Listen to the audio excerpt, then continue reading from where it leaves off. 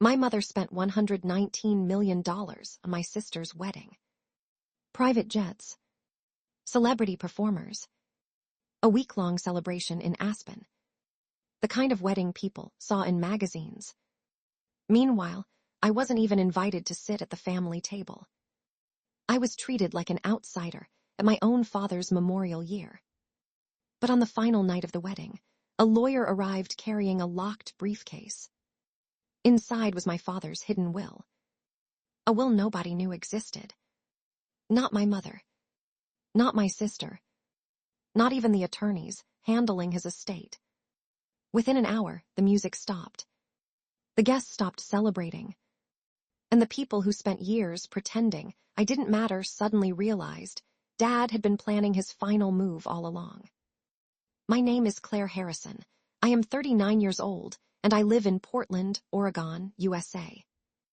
My father was one of the most successful real estate developers in the Pacific Northwest. To the outside world, we looked like the perfect family. Luxury homes, private schools, expensive vacations. The truth was very different. My younger sister, Madison, was my mother's favorite. Everyone knew it. Nobody said it out loud. Madison got whatever she wanted. If she wanted a horse, she got a horse. If she wanted a sports car, she got a sports car. If she failed, excuses appeared. If I succeeded, it was expected.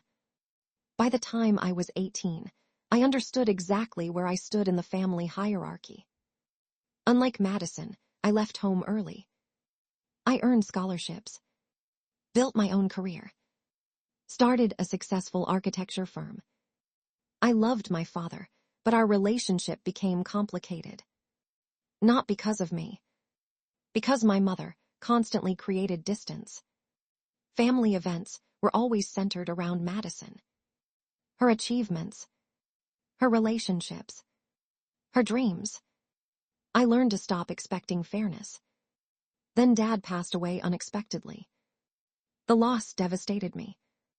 Despite everything, he had always encouraged my independence. After his death, my mother immediately took control of the estate. Most of the assets appeared to transfer through existing structures and trusts. Everything happened surprisingly fast. Too fast. But at the time, I was grieving and didn't question it. That was another mistake. About a year later, Madison announced her engagement. The wedding quickly became the most extravagant event I'd ever seen. Money flowed like water. Private islands were considered. Luxury resorts were booked. International celebrities were hired. According to industry reports, the total cost eventually exceeded $119 million. The number sounded insane. Yet my mother seemed proud of it. Almost like she wanted everyone to know. As the wedding approached, I noticed something strange. Assets Dad had always considered untouchable were being sold. Properties, investments, historic holdings, things he once described as family legacy assets. When I asked questions, my mother became defensive. Madison told me to mind my own business. That response only increased my suspicions. The wedding week arrived. The event looked more like a royal ceremony than a marriage. Thousands of guests attended. Luxury brands sponsored portions of the celebration. Media helicopters circled overhead. Meanwhile, I was treated like an afterthought. At the rehearsal dinner, my seat wasn't even with immediate family. I sat with distant relatives. That hurt more than I expected. Not because of the seat. Because it confirmed what I'd always known. On the final evening, fireworks illuminated the mountains surrounding the resort. Guests danced. Champagne flowed. Everyone celebrated. Then a black SUV arrived. A man stepped out carrying a metal briefcase. I immediately recognized him. Dad's former attorney. A man who had retired years earlier. The look on his face told me something important was about to happen. Within minutes, he requested a private meeting. My mother looked annoyed. Madison looked confused. The attorney calmly opened the briefcase. Inside was a sealed envelope. Dad's signature covered the front. The room became silent. The attorney explained that several years before his death, Dad created a secondary will. A contingency will. One designed to activate only if certain conditions were met. Conditions nobody knew about, including my mother. As the document was read, faces around the room began changing.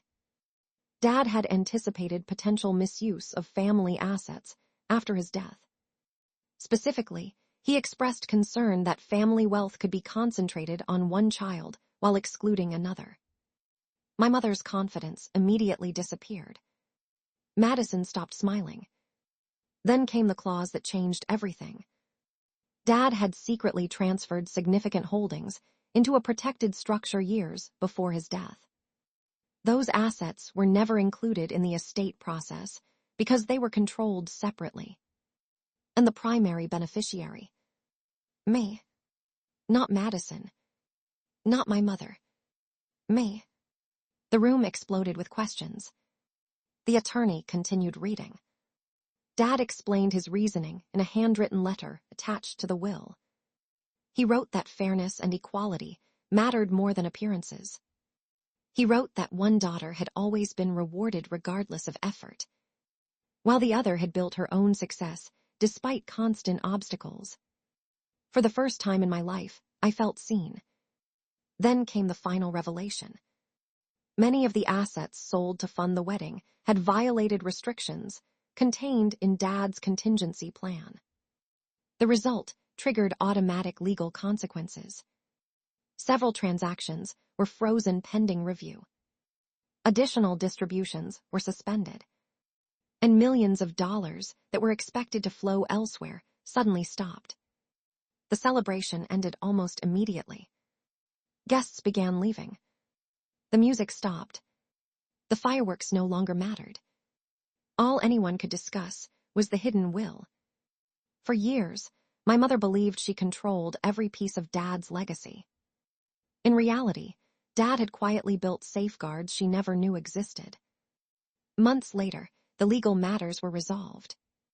The protected assets transferred exactly as Dad intended. My architecture company expanded nationwide.